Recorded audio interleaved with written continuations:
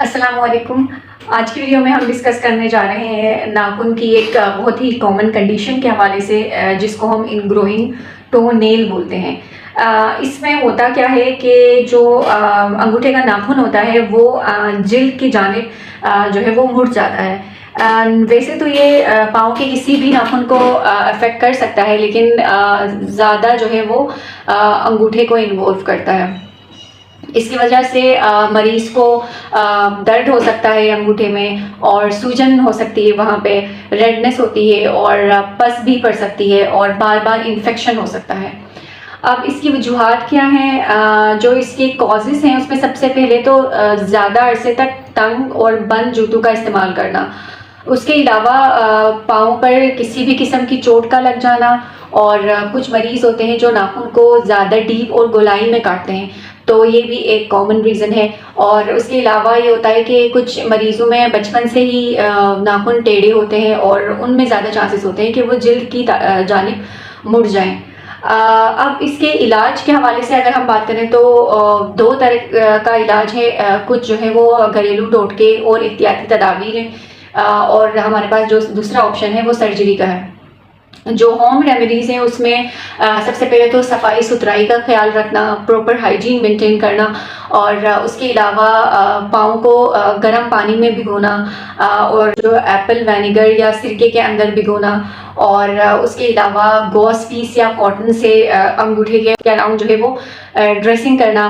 اس کے علاوہ وہاں پہ لوکل اینٹی سیپٹک یا اینٹی بایوٹک جو کریمز آتی ہیں ان کو اپلائی کرنا، اور اس کے علاوہ جو ہے وہ درد کم کرنے اور سوجن کم کرنے والی ادویات کا استعمال کرنا.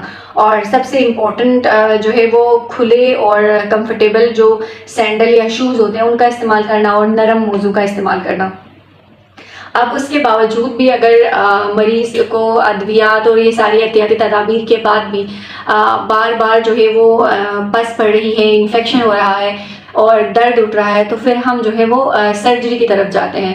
اب سرجری جو ہے وہ دو طریقے سے ہوتی ہے. ایک پارشل ہوتی ہے جس میں اندر پارشل ایکسیجن کرتے ہیں اس پارٹ کی جو کہ جلد کی اندر کی طرف مڑ رہا ہے، اور دوسرا جو ہے وہ یا تو ہم پورا نیل ہی نکال دیتے ہیں.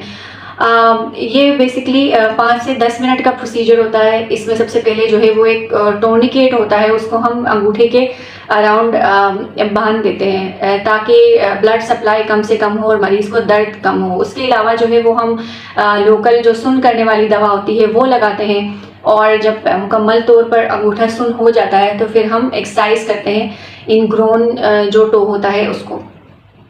ٹھیک ہے، تو اس سے ہمیں یہ معلوم ہوتا ہے کہ اگر ہم ہوم ریمیڈیز یا احتیاطی تدابیر کو فالو کریں تو اباؤٹ 70% آف پیشنٹس کو جو ہے وہ اس سے آرام مل سکتا ہے. ٹھیک ہے، اور جن مریضوں میں پھر بار بار انفیکشن اور درد ختم نہیں ہوتا ان ادویات اور احتیاطی تدابیر کو فالو کرنے کے بعد بھی، تو پھر ہم ان میں سرجری کا سوچتے ہیں.